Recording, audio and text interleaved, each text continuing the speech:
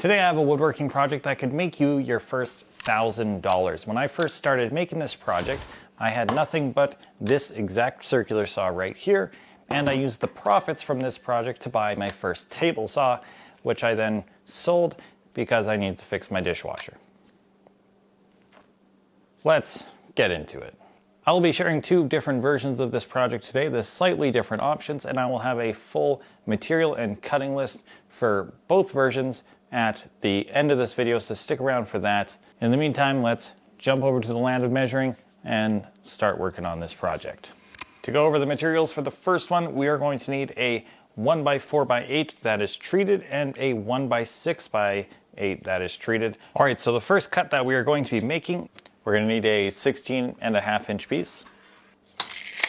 Our next cut is going to be 18.5 inches.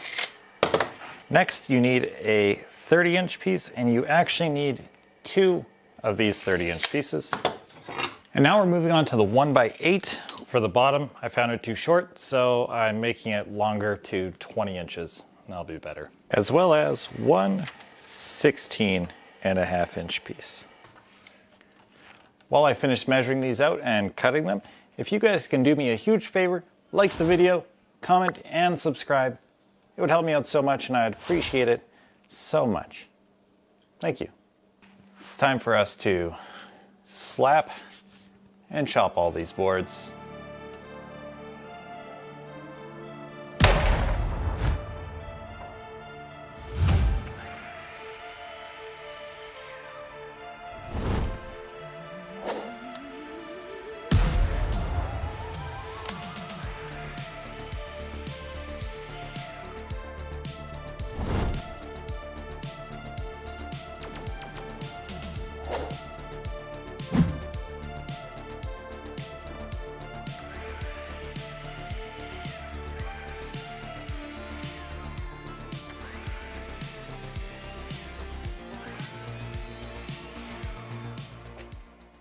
Now, before I continue, I wanted to quickly say thank you to all of you for watching this video. Version 2 only has one difference, and that's that this piece right here, which is the 1x6 cut to 16.5 inches, is actually going to be cut out of a 2x6 instead. You could also use a 1x6. I just needed a 2x6 for something else as well. So I'm just going to use a 2x6 for it, and that's the only difference. Before we continue, I'm taking some golden oak stain, and I'm going to stain my 2x6 and make it look a little bit nicer colored. The idea was to have a lot of contrast between the treated wood and this non-treated wood. This was the wrong color of stain. That contrast does not exist. It basically just looks like treated wood. So maybe just leave it blank and throw on like a sealing coat or something instead. It's probably what I should have done. All right, so for this next part, you're going to need a drill. Pre-drilling is better. I highly recommend deck screws as they are more water resistant. And if you have a second drill to drill in, that's also very good. Now, before you say you said just a circular saw, when I made these, I used a hammer and nails. So circular saw just works just fine, and you can use hammer and nails, or you can use a screwdriver and screws. It would work. I ain't gonna do that, but it would work. We are going to be pre-drilling 3 holes on the end of our 30-inch pieces. Make sure they are low enough to fit inside the confines of a 3/4-inch board.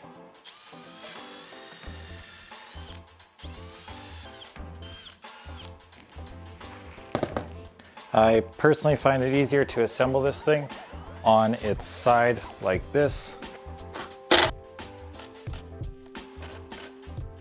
I'm not gonna lie, this is the worst treated wood I have ever purchased.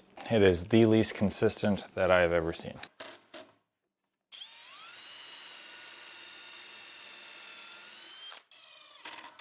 We're going to be attaching this piece, and it's gonna go in sideways like this, but it's gonna go on the opposite end.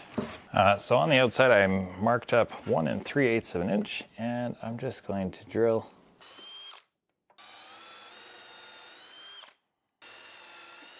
I'm going to use that same step block.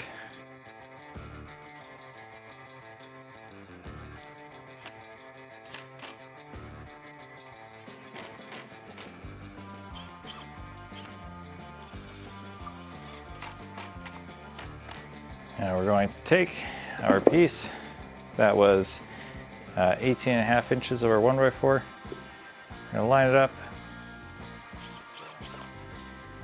Same thing on the opposite side.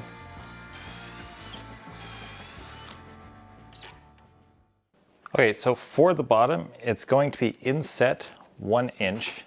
So I'm just going to take a little pin. This is my bottom.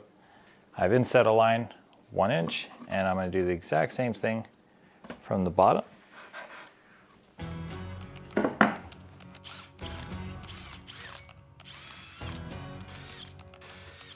One inch, and then I'm going to use my clampy fingers, and I'm going to flip it over so I have my pre-drilled side on the bottom, and repeat the same thing. Now we're going to swap over to the other side.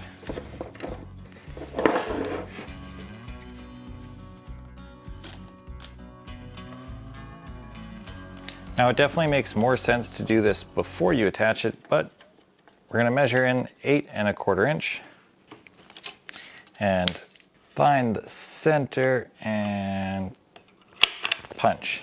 Now, I stole these hooks from the roof in our bathroom where my wife had hanging plants. And now I'm just going to pre-drill a hole.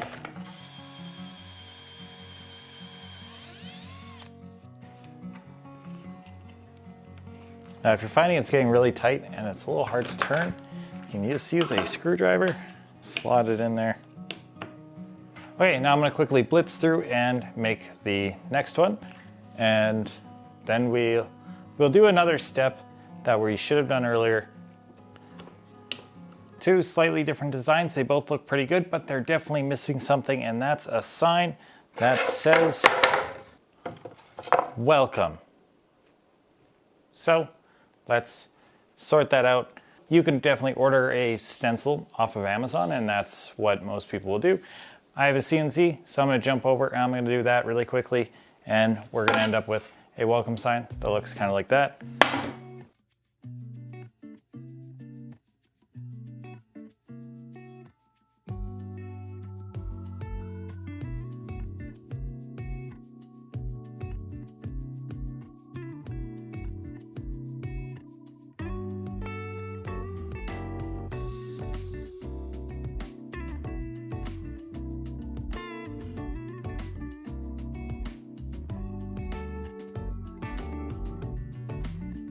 So we're gonna have a welcome sign, right?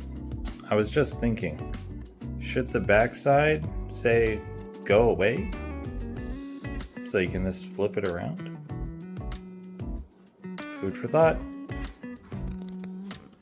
All right, there we go. We have both of them completed. So one is made with a 2x6 and one is made with a 1x6. Basically identical, just a slight variance there.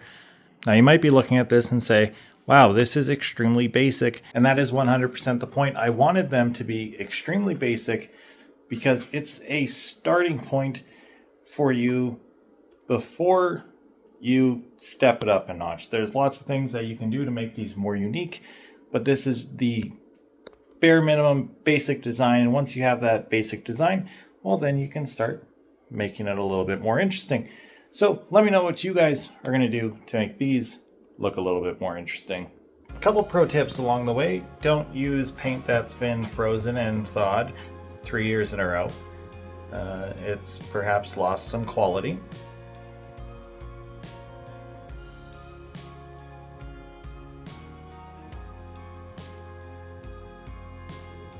And as always, I will see you in the next one.